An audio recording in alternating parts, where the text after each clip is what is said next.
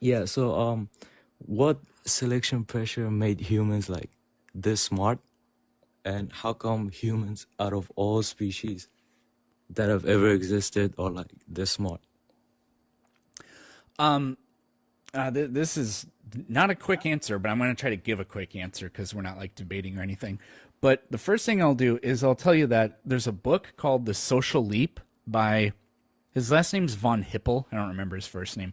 It's a very, very good book. It's not that long either, and it goes over the science behind this. But the reason so if we look at humans today, we are very smart. We're probably the most intelligent species, although we also do unquestionably the greatest number of stupid things compared to Yeah, any other true.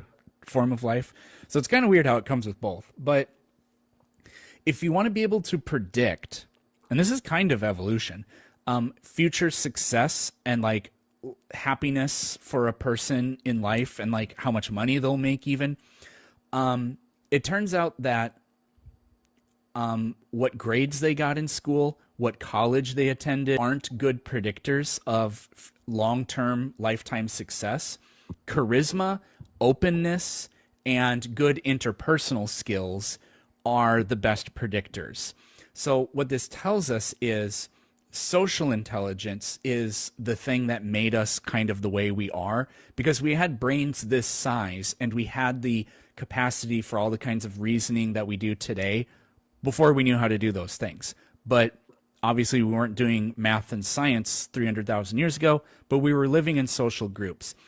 It turns out it takes a monumentally complex computing system to be able to do things like develop theory of mind and like to be able to read emotions in other people and things like that. And also like to be able to, a big part of it is also being able to navigate complex ecosystems, which primates do that. They live in trees, and their diets are pretty varied. So they have to be able to do they have to be able to navigate a complex environment. That we'll just leave it at that.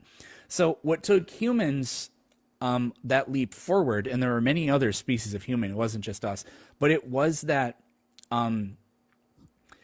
it's not hi kitty cat. It's not necessarily the selective pressure. The extra leap was forming tighter social bonds because like chimpanzees, our closest relatives, they are social like we are, but they're also deranged psychopaths that will cannibalize members of their own tribe's children. Jane Goodall famously documented that.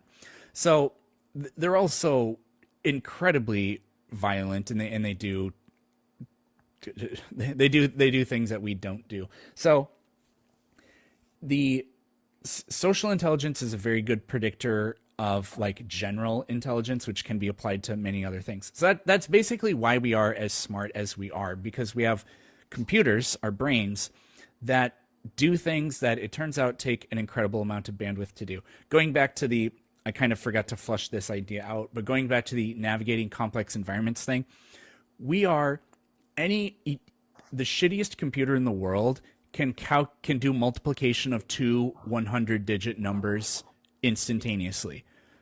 No human can do anything close to that. But we just barely have gotten to the point where the most sophisticated computers on the planet can look at a Where's Waldo thing and pick out a specific inanimate object from it, like find the car. Computers have been unable to do that completely until very recently. That's why the prove you're not a human test things on computers are so incredibly stupid. Because computers aren't smart like that. We're smart like that.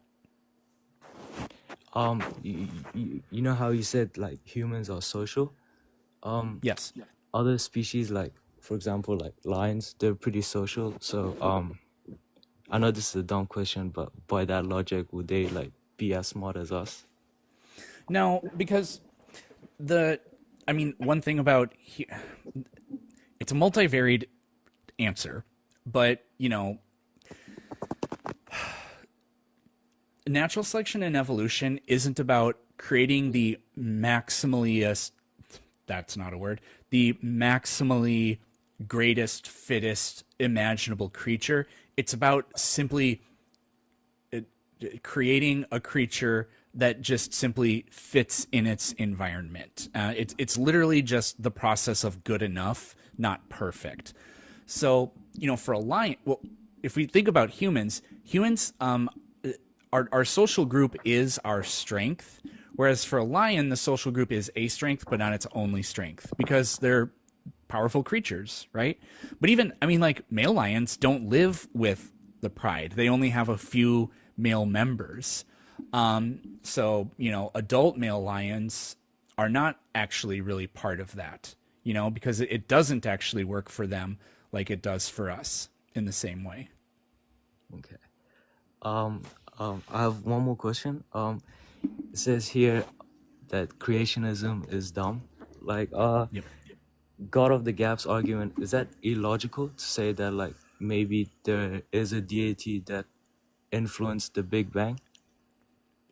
Is that illogical? I wouldn't say it's illogical, but these people pretend that the evidence precludes everything other than that conclusion, and it doesn't do anything remotely like that. I don't think it even strongly supports it in any sort of sense, because any kind of argument for the creation of our universe is an equally good argument for simulation theory, and simulation theory is literally less it's like, I don't want to say crazy as like pejoratively, but I can't think of what else to say. It's less crazy than the idea of a being of infinite incomprehensibility that is literally supernatural in nature. Uh, Thank you. That's about it.